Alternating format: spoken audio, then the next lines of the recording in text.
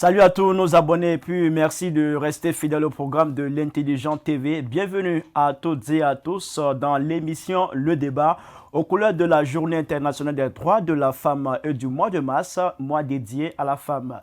Aujourd'hui, nous parlerons des droits de la femme en Côte d'Ivoire, notamment dans la sphère politique dans ce pays. Vous le savez, en octobre 2019, l'État ivoirien a adopté une loi qui exige un quota de 30% de femmes candidates aux différentes consultations électorales. Qu'en est-il de l'effectivité de cette loi? Est-elle suffisamment respectée? Bref, les droits de la femme sont-ils respectés dans la sphère politique en Côte d'Ivoire? Pour en parler, nous recevons sur ce plateau Madame Noël Oulé, présidente de la plateforme politique des femmes candidates de Côte d'Ivoire, en abrégé PLAPOF-CACI, qui est une organisation qui milite pour les droits de la femme dans la sphère politique en Côte d'Ivoire. Bonsoir madame. Bonsoir monsieur Ibrahim. Et merci d'avoir accepté notre invitation. C'est à moi le merci. Notre invité, monsieur Claude Dassé, il est journaliste et il tentera dans cette émission d'opposer une opinion contraire à celle qui est défendue par madame Noël Oulé. Monsieur Claude, bonsoir. Bonsoir, mais ce n'est pas forcément une opinion contraire. Je vais donner mon avis sur certains aspects. C'est ça. Merci en tout cas d'avoir accepté notre invitation. Alors on commence déjà avec vous, madame Noël Oulé, vous qui militez pour la défense des droits de la femme. Qu'est-ce qui motive votre combat? Ce qui motive notre combat, c'est l'égalité, c'est l'équité et c'est la justice. C'est la place de la femme dans les instances de prise de décision et dans les assemblées élues. Et vous estimez qu'il n'y a pas d'égalité, il n'y a pas d'équité en ce moment au niveau de la sphère politique en Côte d'Ivoire? Non. Et comment vous pouvez expliquer cela? Je peux expliquer cela par des statistiques. Nous avons des partis politiques qui présentent des candidats. Et quand il est l'heure de faire le dépouillement, on se rend compte que sur 100, je donne une statistique comme ça, sur 100 candidatures, on retrouve que 2 femmes ou 3 femmes qui croulent. Pourtant, le 14 octobre 2019, quand même, il y a une bonne volonté qui s'est manifestée par un décret qui demande 30% au moins de présence féminine dans les assemblées élues et dans les instances. Donc, tant que ce quota-là n'est vraiment pas atteint, nous sommes toujours dans l'obligation et dans le devoir de dire que l'égalité n'existe pas et nous sommes dans une inégalité que nous voulons vraiment corriger. Monsieur Dassé, c'est aussi le même constat que vous faites, une égalité? Je suis pour l'égalité, parce qu'il faut respecter la femme. Je suis pour l'égalité, parce qu'il ne faut pas te mettre dans une société où la femme est brimée. Parce que la femme, celle qui est, si vous voulez, qui est le socle même de la société. Voilà, donc je pense que je veux une égalité, enfin, je veux vraiment que ça soit égal quoi, entre la femme et l'homme. Voilà, c'est tout. Égalité entre la femme et l'homme dans la sphère politique. Non, moi je parle dans l'ensemble de la société. Oui, mais là, pour cette émission, on parle de la sphère politique. Est-ce que... L'aspect politique, je pense que quand on parle de 30%, ce que vous avez évoqué tout à l'heure, moi je suis contre. Pourquoi? Parce que j'estime que la femme, on ne doit pas l'appeler, on ne doit pas la chosifier, on ne doit pas mettre sur une liste parce que les femmes, voilà, la femme, elle a des compétences, elle a des qualités, comme l'homme. Il y a des femmes qui sont députées, il y a des femmes qui sont mères, elles ont battu des hommes.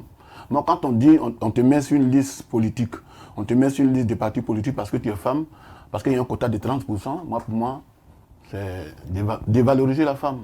Voilà, donc c'est ça, je pense que... Donc je suis un peu d'accord avec ce qu'elle a dit, mais sur le plan des 30%, je dis non. On n'a qu'à laisser les femmes être sur une liste parce qu'elles sont compétentes. Mais on ne peut pas les mettre sur une liste parce qu'elles sont femmes. Il ne faut pas définir un pourcentage pour ça. Non, je ne suis pas d'accord pour le pourcentage. Là, je ne suis pas d'accord. Parce que j'estime quand même que quand une femme est sur une liste politique ou une liste de partis politiques, c'est parce qu'elle a des compétences. Elle peut discuter d'égal à égal avec un homme. Parce qu'il y a des femmes qui sont députées.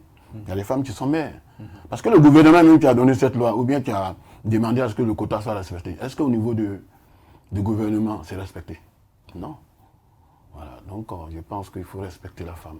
Alors, Madame Oulé, pourquoi on n'arrive pas à avoir une forte représentativité des femmes au niveau des postes de décision dans le milieu politique? Il y aura 2 aspects. Je peux dire aussi que c'est une volonté erronée, c'est une volonté un peu déguisée. Donc, le manque de volonté. Parce que quand on décide de faire quelque chose... Le manque de volonté, de la part de qui? De la part des femmes? D'abord de la part des décideurs. Parce que je me dis, hein, quand on prend une loi contre les voleurs et qu'on attrape un voleur, on le juge, on le condamne. Donc ça, c'est la volonté qui nous a emmenés à le faire comme ça parce que c'est une loi qu'on veut respecter. Donc quand on prend une loi pour dire qu'il faut une représentativité, qu'on connaît le quota, on veille à cela. On veille à ce que ce soit appliqué. Donc si ce n'est pas fait, c'est que c'est un manque de volonté. Une femme peut avoir l'argent de popote, mais si elle décide de ne pas préparer, elle a l'argent de popote, mais elle ne va pas marcher. Un manque de volonté de faire la cuisine. Et d'un autre côté aussi, c'est un peu la violence qui se vit dans le milieu politique qui fait que les femmes sont un peu apeurées, elles sont réticentes. Donc nous, notre travail, c'est un travail d'éveil et de mise en confiance pour que les femmes prennent leur place, pour qu'elles soient d'abord à l'appel, pour qu'elles répondent à l'appel. Alors si on vous comprend bien, ce sont les violences qui font que les femmes ne s'engagent pas dans la politique. Par moment, oui. Moi, je pense que c'est plutôt, je ne suis pas tout à fait d'accord avec elle, je pense que c'est plutôt un manque de volonté du côté même des femmes. Oui. Parce que la femme, de nature, n'est pas politique. C'est-à-dire que les actions politiques, les actes politiques, les décisions politiques, c'est vrai. Mais la femme, s'engager en politique, c'est pas son affaire, de façon générale. Je peux l'interrompre? Donc je pense que... Vous aurez l'occasion de réagir. Je pense que ce n'est pas une décision, ce n'est pas par volonté politique. Le politique a dit, voici ce qu'on doit faire, 30%. Moi, j'ai déjà dit que je condamne ça. Le 30%, là, je condamne ça parce que j'estime que la femme, on ne doit pas la mettre sur une liste parce que les femmes, là, je condamne ça. Mais d'abord, quand on prend même le pourcentage des hommes politiques, hommes, femmes comme garçons, mais il y a moins de femmes. Ce n'est pas parce que les gens ne veulent pas des femmes en politique, mais les femmes elles-mêmes, elles refusent de s'engager. Voilà, c'est tout. Alors, vous vouliez réagir? J'ai voulu réagir. D'un côté, c'est un peu fort parce que nous sommes un peu en train de le ramener. Sinon, la question de volonté, c'est vrai. Mais il faut dire que la question de volonté est suscitée par quand même certains points que je viens d'évoquer. Le summum, c'est vraiment la violence qui se vit dans ce milieu. Et c'est vrai que les femmes ne sont pas motivées. Elles ne sont pas motivées parce que pour faire la politique, il faut les moyens. Mais on ne vient pas à la politique pour avoir les moyens. Mais comment faire pour pouvoir faire de la politique avec ce qu'on a? C'est cette problématique-là que nous, au niveau de la PLAPOFCACI, nous essayons de corriger. Le problème de volonté, elle est personnelle. Quand c'est dans la question de la gestion de la chose commune, elle n'est pas personnelle, c'est une obligation. Mais pour une décision de prendre des engagements, elle devient personnelle. Donc quand M. Dassé parle de volonté, c'est à réévaluer. C'est pour ça que nous contribuons d'abord, d'ailleurs, à la formation des femmes, pour qu'elles comprennent. Parce qu'il y a certaines qui veulent s'engager, mais elles ne comprennent pas pourquoi. Elles veulent bien, mais il faut qu'elles comprennent le mécanisme pour pouvoir maîtriser le contour, pour mieux s'engager. Sinon, la question de volonté, nous avons pu identifier, même quand nous avons mis en place la plateforme, nous avons vu des femmes qui ont dit « Ah, moi, je suis candidate parce que je devais compléter une liste. » Donc, avec ce genre de personnes, on ne peut pas partager de vision. Parce qu'elle venait juste, elle a découvert sa position de femme engagée politiquement par circonstance. Et c'est ce qui nous freine un peu. Sinon, quand il parle de volonté, c'est vrai du côté des femmes, c'est vrai, mais ce n'est pas totalement vrai parce qu'il y a des femmes quand même, en dépit de tout, qui s'engagent. Moi, je vais prendre mon exemple. Moi, j'étais d'un parti politique. Quand il était question de se lever, j'ai proposé ma candidature. Mais on m'a dit non, je suis femme, qu'est-ce que je peux prouver? Je n'ai pas eu encore de preuves, donc on ne sait pas. Il dit, mais tant que vous n'avez pas mis le sel dans la sauce, vous ne pouvez jamais dire qu'elle est salée. Vous ne pouvez jamais aussi dire, évaluer le goût. Quelque part, le regard des autres. C'est le regard des autres qui freine la volonté des personnes. Donc, la peur d'affronter ce regard-là fait que la femme, elle se recoquille, elle abandonne sa vision, elle abandonne ses projets parce qu'elle ne peut pas supporter. Mais moi, personnellement, je ne me suis pas laissée limiter par le fait que vous êtes une femme, on ne vous connaît pas, vous êtes qui? Vous voyez, donc c'est dans les actions qu'on connaît les gens. Mais si je n'ai jamais été candidate, comment est-ce qu'un jour je pourrais dire que j'ai été candidate si vous ne m'acceptez pas? Donc je suis partie en indépendante. Voilà, je suis partie en indépendante pour assumer ma volonté de partager ma vision avec les uns et les autres. Et cela a porté fruit parce que ça a permis aujourd'hui que je sois une référence. Voilà. Moi, je voulais vous poser une question. Madame, est-ce que vous pensez que le fait de quota de 30%, ça valorise la femme? Vous pensez que ça valorise? Vous voyez, moi je suis d'accord avec vous et je vous comprends parfaitement. Les 30%, nous ne voulons pas être en guerre avec les autorités. Nous étions même peut-être à 0%. si on retourne dans le passé, où nous avons eu des pionnières qui ont été utilisées, mais elles ont été utilisées de leur propre chef. C'est leur propre initiative qui a fait qu'elles se sont levées pour dire libérer nos maris au niveau de Bassam. Ce n'est pas un gouvernement ou une autorité qui a dit organisez-vous pour aller libérer. Donc c'est une femme qui a eu un manque quelque part, qui a eu le besoin de pouvoir répondre à cela. Donc les 30%, pour le moment, nous pouvons l'accepter. Pourquoi? Pour emmener d'autres femmes à voir certaines femmes en vitrine. Moi, je suis d'accord pour les 50-50, mais pour le moment, nous sommes en déficit. Vous avez parlé tout à l'heure de volonté. Le temps que nous suscitons cette volonté chez les femmes, nous pouvons accepter de prendre les 30%. Moi, je suis mieux placée pour accepter de prendre les 50%. Mais je dis qu'on va aller... Je n'ai pas envie de vous détromper, mais je serai d'accord avec vous. Au temps d'Houphouët-Boigny, entre 1960 et puis 1980, où Houphouët-Boigny lui-même, il nommait les députés. C'est-à-dire, il prend telle personne, il devient député, il nommait les députés. Là, je serais d'accord avec vous, parce que là, on était en parti unique. Maintenant, où nous sommes en multipartisme, la femme peut se lever pour dire, je suis dans tel parti, ou je suis dans tel bord politique. Et les différents partis politiques s'affrontent. Et c'est le peuple maintenant qui choisit. Parce qu'on ne peut pas choisir parce que tu es homme ou tu es femme. Il faut convaincre l'opinion. Il faut savoir parler, il faut convaincre l'opinion, il faut donner des idées. Il faut donner son programme. Maintenant, quand la femme donne son programme, le peuple est d'accord, puis vote la dame qui est là. Mais on ne vote pas la dame parce qu'elle est dame ou bien elle est femme. À l'Assemblée nationale, il y a des femmes, c'est vrai, elles ont battu des hommes pour être là-bas. Il y a des femmes députées, enfin, excusez-moi, pas fini. Il y a des femmes mères qui ont battu des personnes pour être là. Moi, je respecte tellement la femme que quand on me parle de 30%, je trouve que c'est insultant même. C'est dévalorisant pour la femme. Oui, c'est insultant parce qu'elle va se mettre là. Certains diront elle est là parce que c'est une affaire de 30%. Non.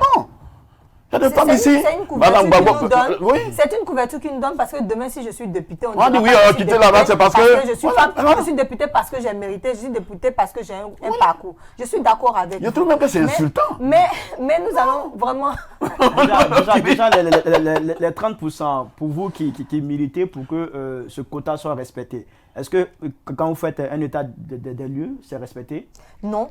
Ce n'est pas respecté justement, c'est pour cela que nous continuons à porter la voix. Moi, je vais toujours remercier M. Dassé qui nous emmène à avoir 50% pour parler d'équité, d'égalité. Non. Et oui. voilà. En fait, moi, je pense qu'il était souhaitable, il était même intéressant que le gouvernement qui a adopté cette loi donne des actes, pose des actes forts. Voilà. Parce que quand on voit, par exemple, les directeurs centraux, les directeurs régionaux, quand on voit les députés, enfin, les ministres et autres, est-ce que c'est respecté? Là, c'est les nominations, c'est des postes nominatifs. Cette loi ne concerne que les partis politiques pour les consultations électorales. Non, moi, je pense que non. Je vais dire, non, j'ai pas fini. Je vais dire que, puisqu'on sait de la loi, monsieur Dassé, puisqu'on sait de la loi, si le gouvernement estime, si nos hommes politiques ou les chefs de l'État, je ne sais pas quoi, s'ils estiment que la femme doit se faire valoir avec 30% de quotas, mais le gouvernement devait donner l'exemple. À quel niveau? C'est simple, mais c'est ce que j'ai dit tout à l'heure. Nommer, c'est-à-dire les postes nominatifs.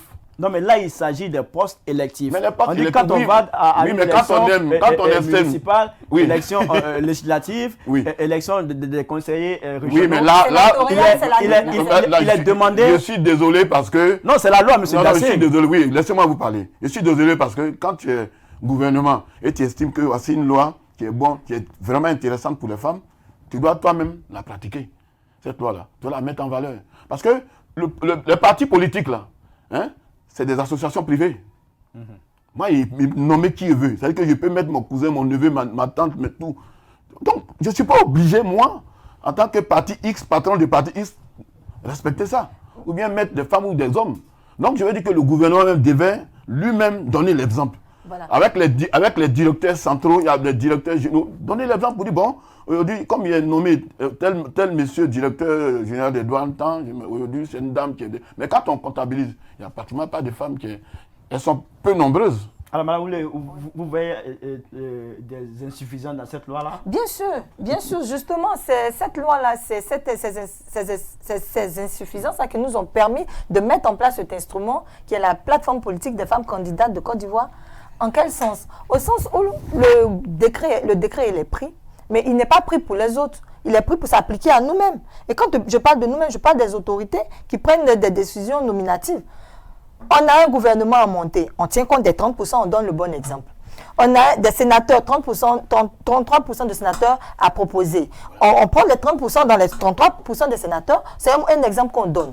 Pour les partis politiques, effectivement, c'est privé, mais cette loi s'applique aussi à ces partis politiques pour les emmener aussi à nommer une partie de ces militantes, aux instances de décision pour que, quand on arrive au niveau électoral, elles puissent faire foi de candidature. Donc, c'est un peu pour cela que nous nous sommes levés, pour dire qu'on est trop fatigués. On parle de militantisme de salon, citoyens de salon. Aujourd'hui, nous sortons de nos salons pour peut-être convier nos sœurs à s'intéresser d'abord à la chose publique. Elles doivent aimer prendre des décisions, elles doivent aimer contribuer à la vie publique. Donc, à la suite de ça, maintenant, elles auront vraiment leur mot à dire, et puis elles vont se sentir leaders, elles vont se sentir capables de pouvoir vraiment être candidates demain ou après-demain. Alors, ce manque d'engagement politique de la part des femmes, est-ce que ce n'est pas dû à un manque de compréhension même des droits de la femme? L'engagement politique, c'est M. Dassé qui l'a dit. Moi, j'ai dit que je n'étais pas là pour critiquer ou bien pour blâmer les femmes qui ne s'engagent pas. J'ai juste dit les raisons pour lesquelles elles ne s'engagent pas, que nous sommes en train de chercher à solutionner. C'est plutôt les autorités qui n'ont pas de volonté d'appliquer les 30% pour lesquels on a applaudi. Moi, ça me gêne franchement. Je suis vraiment gêné quand on dit que tel parti politique ou les partis politiques doivent respecter le quota des 30%. Je suis gêné. Parce que moi, je suis responsable des partis politiques. Je ne vais pas te mettre parce que tu es femme, tu as un beau parfum. Il a dit, bon, va, par exemple, dans l'année, tu vas me représenter mon parti. Moi, je vois et je jauge sur le terrain, je n'ai pas fini. Justement, c'est pour permettre aux femmes de s'exprimer. Oui, je n'ai pas fini. Je jauge sur le terrain. Je vois madame qui est là, ou bien telle dame qui est là. Est-ce qu'elle a de la compétence? Est-ce qu'elle est en communion avec son peuple? Ou bien avec telle localité? Et c'est en fonction de ça, je la prends et puis elle dit, bon, va gagner. Aujourd'hui, il y a des femmes qui ont gagné aisément. Il y a Mme Simone Gbagbo qui était, comment on appelle, elle a gagné des élections. Il y a Mme Dadi Diabaté qui a gagné aussi des élections. Et qui sont des femmes, elle a parlé tout à l'heure de violence. Mais malheureusement, la violence en politique, ça existe depuis longtemps. Malheureusement. Mais il y a des femmes qui ont perduré dans la politique, qui sont là, dans la politique. Donc, la femme même, de nature même, ou bien en Côte d'Ivoire, je ne sais pas, bon, ça ne les intéresse pas trop.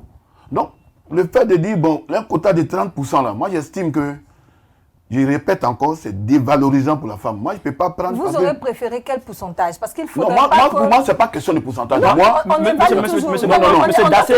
Monsieur Dassé estime qu'il ne faut pas question de pourcentage. Moi, pour moi, la femme et l'homme elle-même se lever pour s'engager. Non, j'ai pas... Et ne pas tenir compte de pourcentage. Il n'y a pas question de pourcentage. Si, dans ton parti politique, tu estimes qu'il y a beaucoup de femmes, enfin, il y a des femmes, ou bien les femmes sont beaucoup plus... entrer dans la politique vis-à-vis des populations, mais tu les prends. Mais tu n'as pas dit, oui, bon, comme le quota de 30% atteint, vous, ce n'est pas la peine. Et puis après, c'est les hommes. Moi, même si les femmes gagnent en termes de chiffres dans la politique nationale, les femmes gagnent en Côte d'Ivoire et puis elles gagnent des élections, même si elles sont 90%, moi, ça ne me gênerait pas. Mais quand on dit quota, moi, ça me gêne un peu. Bon, je ne sais pas comment expliquer, mais j'estime quand même que la femme a beaucoup plus d'importance. Elle est si intelligente que de la réduite pour dire, bon, comme tu es femme là, 30%. D'accord, c'est bien compris. Alors, Madame Oulé, vous qui estimez que les femmes ne s'engagent pas du fait de la violence dans le milieu politique.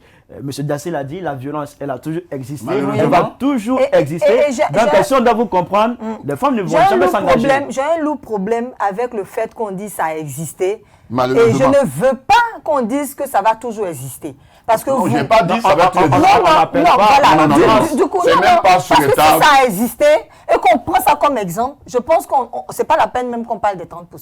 Non. La violence en politique ne doit pas exister. C'est ce qui n'est pas normal. Et ça, c'est d'accord. Voilà. Et c'est ce qui n'est pas normal. Et nous battons pour présenter ça de doigt et dire aux hommes qui le font d'arrêter. C'est un peu notre combat. Et nous comptons aussi sur vous pour qu'ils sachent que la politique, ce n'est pas de l'animosité. Tout à fait. C'est des visions qu'on partage. C'est des positions qui sont tranchées. Donc moi, par exemple, je dis pour une localité, je veux... prendre des lois. Par exemple, quand j'étais candidate, j'ai demandé à ce que, quand je serai élue, et je serai demain élue, il faut que l'État s'en prennent, merci beaucoup. Il faut que l'État mette à la disposition des jeunes étudiants, des jeunes d'ailleurs, une allocation chômage pour éviter les traversées de la Méditerranée. Mais ce n'était pas vulgarisé.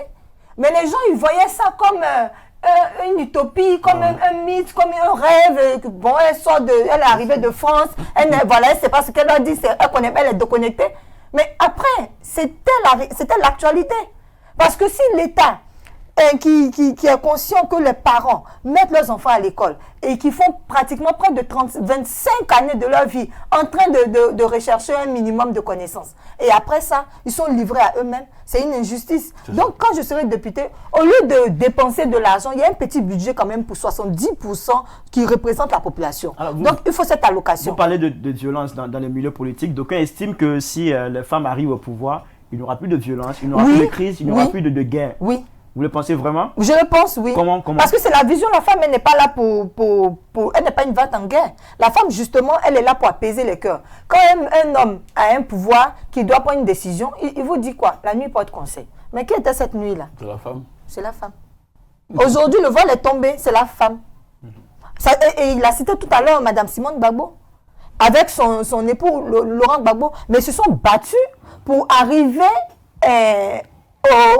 au pouvoir d'État, à la magistrature suprême, pour pouvoir l'exercer. Ils l'ont fait. Parce que c'est une femme qui était derrière. Elle a été ce socle-là, ce support-là, sur lequel il s'est adossé. Mais il ne pourra pas dire le contraire parce qu'il a... Elle a été condamnée par la justice ivoirienne. Justement, ça fait partie même de ces violences-là.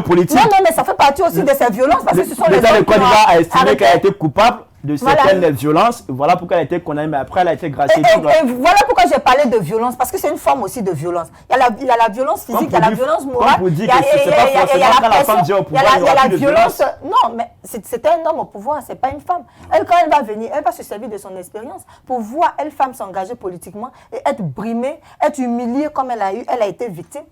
Vous voyez un peu, elle dira que non, ça ne peut pas marcher. Parce que ce n'est pas que le traitement de la femme doit être différent de l'homme. Non. Non, les traitements sont synchronisés. Mais quand on parle de 30%, parce que les femmes sont allées à l'école au même titre que les hommes. Il y a des femmes qui ont été premières de classe. Moi, quand j'ai fait mon parcours scolaire, j'étais toujours chef de classe. Bravo. Avec force ou avec patience, j'ai été toujours chef de classe, même désigné chef de classe. Ma première élection, j'ai eu une seule voix, c'est moi-même ma voix. D'accord. Mais ça m'a ouvert une voie aujourd'hui pour être, voilà. C'est bien. Alors, M. Dassé, vous partagez sa position. Vous estimez aussi que lorsqu'une femme est au pouvoir, il n'y a pas de violence, il n'y a pas de crise. Vous savez que de façon générale, la femme est beaucoup plus douce face à... M. Dassé, là, on parle de politique. Vous connaissez les enjeux de... Oui, je suis d'accord, mais vous le savez que de façon générale, la femme est beaucoup plus douce. Voilà, l'homme est beaucoup plus excité par rapport à la femme. De façon générale, hein, il y a peut-être des exceptions. Donc, comme elle a dit, si la femme est au pouvoir, peut-être les choses vont changer. Et là aussi, je l'espère. C'est pour ça qu'il disait tout à l'heure qu'il ne faudrait pas brimer la femme pour dire 30%, c'est ça. Parce que la femme même peut un jour être chef d'État. Dans certains pays, il y a des femmes qui sont présidentes. Alors, vous dites si la femme vient, les choses peuvent changer. Ouais. Le changement va se manifester où? Je disais tout à l'heure que la femme est beaucoup plus douce. Dans le respect des droits. Non, je disais tout à l'heure que voilà, la non-violence, comme elle a dit. C'est un espoir qu'elle a dit. Non, on espère même que la femme vienne un jour au pouvoir aussi. Pourquoi pas? Et on compte sur vous pour accompagner ces femmes-là au pouvoir. Nous sommes à pied d'œuvre pour ça. D'accord, mais de toute façon, c'est aux femmes de s'engager et puis aller présenter leur projet. Parce que vous engagez rarement. Les femmes comme vous, qui sont au devant de la scène, c'est difficile, c'est rare. Il n'y en a pas beaucoup. Moi je suis bien placée pour vous dire, elles sont en train de venir. Je parle toujours de manière en prévision. Parce que c'est un travail qui doit être fait. L'obstacle qui était là ou qui est là, c'est ce que j'ai évoqué. Et tant que ce n'est pas solutionné, les femmes seront toujours en arrière-plan. Aujourd'hui, les femmes ne veulent pas encore s'engager. Pourquoi? Parce qu'elles voient l'exemple de Simone Gbagbo. Mais elle a admis cette dame, mais en même temps, elles ont peur. Elles ont peur de porter sa croix. Du coup, elle aussi, quand elle s'engageait pas pour être humiliée, elle s'engageait pour partager sa vision. Et moi aussi, quand je m'engage, je ne m'engage pas pour être victime de quoi que ce soit, ou bien pour être humiliée, ou pour être traînée dans la boue. Je m'engage pour apporter quand même de l'espoir, même pour construire l'espoir. Voilà. D'accord. Alors, cette émission se tient relativement à la Journée internationale des droits de la femme. Je voudrais que vous puissiez commenter un peu le thème mondial pour cette année, l'égalité aujourd'hui pour un avenir durable. Et puis, celui qui a été retenu pour la Côte d'Ivoire, l'égalité de chance pour un avenir durable en Côte d'Ivoire. Votre commentaire? Mon commentaire se trouve dans la création de la POFCACI, la plateforme politique des femmes candidates de Côte d'Ivoire. Nous avons dit que nous sommes levés pour l'égalité. Et si, sur le plan international, le plan mondial, on parle de l'égalité entre hommes et femmes comme aspect, comme élément pour un développement durable, il n'y a pas d'autre raison à polémiquer autour. Il faudrait que ce décret qui nous donne aussi de la voix aujourd'hui soit appliqué. Et puis, nous allons observer les résultats. Parce qu'on ne peut pas évaluer une situation ou un travail dès l'engagement du travail. Le décret a été pris, le temps est passé, on peut se permettre, avec plusieurs élections, on peut dire que ça n'a pas encore fonctionné. Donc, pour l'égalité, j'invite vraiment les uns et les autres à voir la femme comme un complément, pas comme une adversaire. C'est pour ça que je vais être d'accord avec M. Dassé. On s'est un peu complété sur le tableau. La femme n'est pas celle qui est venue pleurnicher pour dire « donnez-nous notre place, on veut notre place ». Moi, je ne tiens jamais ce langage, non. Je tiens un langage, on dit « mais est-ce qu'elle était là avant ?» Parce que les gens sont surpris. On peut plus être dans la posture de victime. Est-ce que ce n'est pas le cas quand vous nous dites que c'est du fait de la violence que les femmes ne s'engagent pas? Alors, on dira qu'elle a peur de la violence. Elle pleurniche auprès des gens. Mais attendez. Donnez-nous une place. Non, non. Oui, mais non, il ne faudrait pas nous agresser. Le fait d'avoir peur de la violence ne veut pas c'est dire normal. Voilà. Tout homme censé doit avoir peur de la violence. C'est clair. Parce que la violence, c'est pas un moyen de gestion. Parce que ce n'est pas question de pleurnicher. Non. Je suis désolé. Tout homme censé, homme comme femme, doit avoir peur de la violence.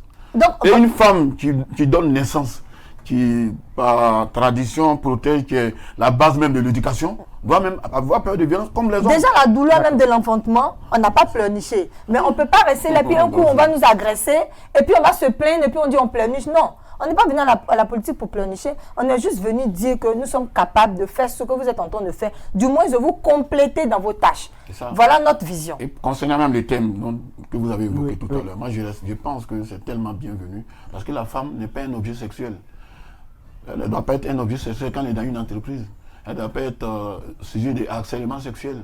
La femme, quand elle est dans une entreprise, elle doit être respectée. La femme, même avec le diplôme égal comme l'homme, elle doit être payée au même salaire. Donc je pense que c'est très important. Et c'est pour cela que le thème d'aujourd'hui, je l'applaudis. Mais il faudrait que dans les faits, les choses soient appliquées. Voilà, il ne faut pas dire des choses et puis le lendemain, bon, on dit autre chose. Alors M. Dassé, comment voyez-vous l'avenir de la femme en politique en Côte d'Ivoire? L'avenir de la femme en politique en Côte d'Ivoire, c'est simple. Elles doivent s'engager.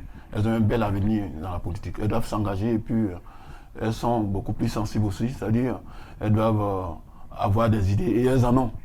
Et elles ont un avenir à Dieu.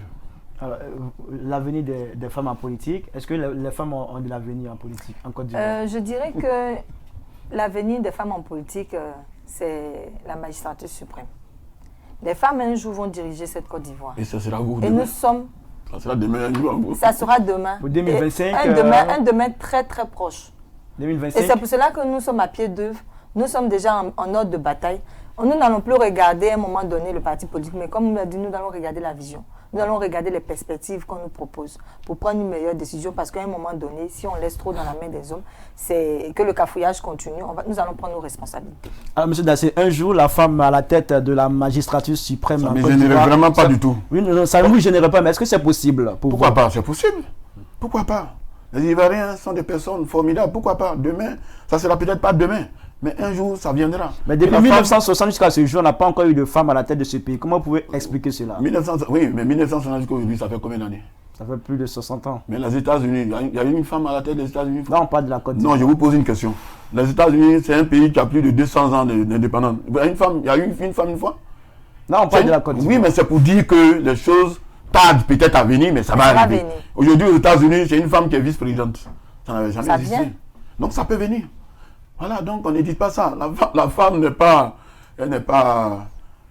un sous-homme. Oui. Voilà, elle a de l'intelligence aussi autant que l'homme. Donc ça va. Non, je ne suis pas en train de sous-estimer la femme, mais c'est juste pas pour du tout, mais je dis que ça va venir. Ça va venir. Donc on espère bien, puisque Mme Oulé a dit que c'est pas très loin, juste quelques années. Hein. Oui, juste 2025, quelques années. 2025. Oui, nous sommes en train de travailler à cet effet.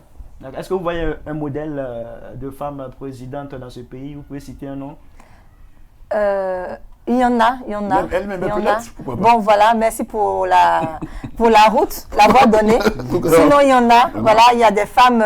Il y a des femmes présidentiables dans ce qui pays. nous ont impactés, qui nous font ne pas rechigner, qui nous font même nous dire que pourquoi pas nous demain.